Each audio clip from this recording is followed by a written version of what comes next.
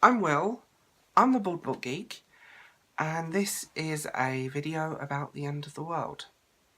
The apocalypse is something that either terrifies people, or they love it, or they're fascinated by it, or they don't believe it will happen, or it will this happen, or this will happen, whether it's conspiracy theorists, or just loons on the street, or some religious cult.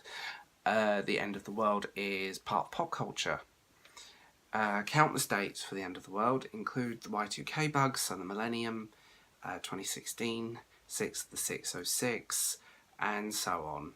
And I realised I've been reading a lot of books about the end of the world, which has surprised me. So here are my top 5 books about the end of the world. The first book I'm going to pick is one actually I've just finished. It's called Nod, and it's kind of...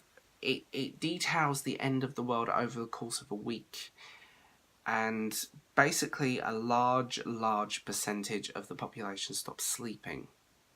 The one guy who can sleep, and it's written in the first person narrative. It's written very much from his perspective, so everyone... I read a few reviews of this book where they were complaining about the world building, lack of point of views and lack of this, and I'm thinking, it's a first person book. You know as much about the world and what's going on as the character in the book knows. So you have, you know, it's actually quite terrifying, because if 6 days without sleep, your system you start hearing voices, you start having delusions, your mental health deteriorates, you can enter psychosis, and then after about 4 weeks, your system shuts down, your body will just shut down and die. And he's waiting for these people to die, basically. He's waiting for these crazies to die. It's fantastically written. It's a great book. Really enjoyable. And very dark. Tragically, the writer passed away. And in the paperback edition, there's an essay from him, which I think it's worth reading. So the next one on the list is The Road. This was turned into a film with Viggo Mortensen. And this is a very different end of the world narrative. The world has ended. You never find out how or why, but the world went klafluck. And it's what's left. He's getting his son from one end of the US to the other for safety. And it's bleak, it's depressing, it's brilliant, and I love the writing. The film is also excellent, by the way. I just want to say that this is one of the few times where I think the film and the novel are on equal ground for different reasons.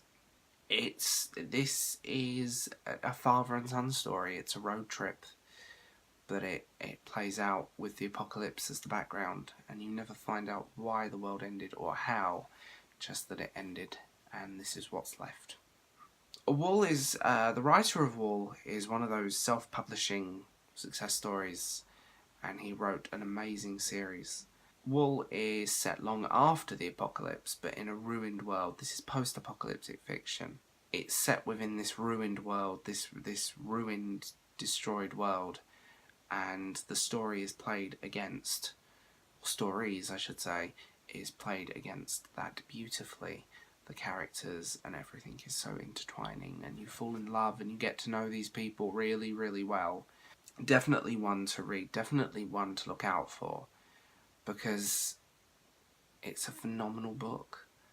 Not for everyone, I will say, about the Wool series, but it is a phenomenal book. It's dystopian, it's post-apocalyptic, it's quite a strong novel in that sense. Stations 11.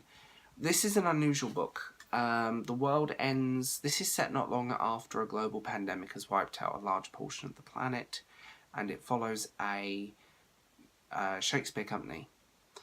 It's intertwining story. You have these characters, the relics of the past, a life they still remember, and you just have this beautiful story set against it. It deals with oppression, religious cults.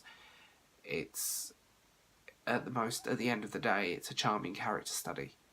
A really beautiful book, and really, and definitely one of those books that I think you would enjoy. It's not too long either. It's quite a short read, but in the best way possible.